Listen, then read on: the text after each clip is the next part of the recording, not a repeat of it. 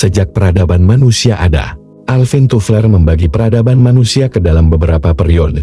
Yang pertama periode zaman batu, yang kedua zaman agraris, yang ketiga zaman industri, dan yang keempat zaman informasi. Pada zaman batu manusia hidup dalam tatanan suku-suku, yang dipimpin oleh seorang kepala suku.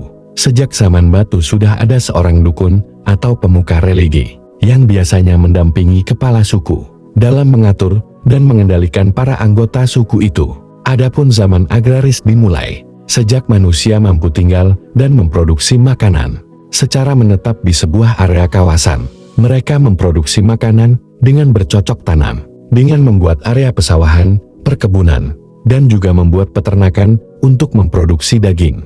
Zaman agraris berlangsung selama ribuan tahun, di mana produk tatanan sosial politik, manusia membentuk kerajaan-kerajaan. Varian kepemimpinan bentuk kerajaan ini bermacam-macam, antara lain kerajaan, kekaisaran, kehalifahan, atau kesultanan, yang pada dasarnya tatanan politik dikuasai oleh monarki absolut seperti raja, kaisar, khalifah ataupun sultan.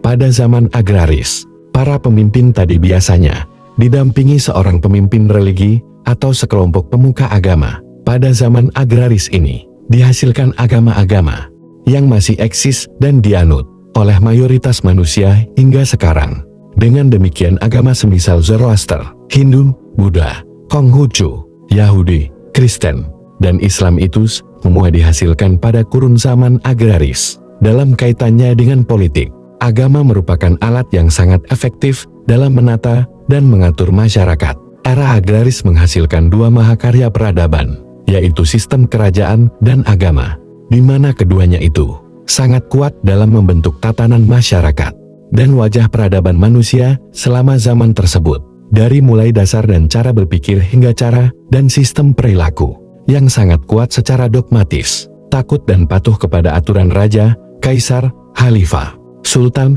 dan juga takut serta patuh kepada aturan yang dianggap sebagai representasi Tuhan ataupun dewa yang disembah di suatu masyarakat atau bangsa. Orang-orang sudah biasa berperang, bertaruh nyawa, demi kehormatan rajanya dan juga Tuhan atau dewa. Apapun yang diperintahkan raja adalah mutlak harus dipatuhi, dan seringkali kedudukan raja dan sejenisnya ini dianggap sebagai representasi Tuhan.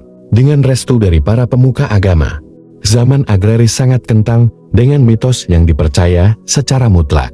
Asalkan itu dihasilkan dari para pemuka agama, maka masyarakat pun patuh dan percaya. Komposisi seperti ini berlangsung selama ribuan tahun lamanya, sebelum perlahan zaman berganti memasuki zaman industri yang mendorong cara dan dasar berpikir manusia menuju rasionalitas. Zaman agraris berlangsung sejak 5.000 tahun sebelum Masehi hingga abad 18 Masehi atau berlangsung selama hampir 7.000 tahun lamanya.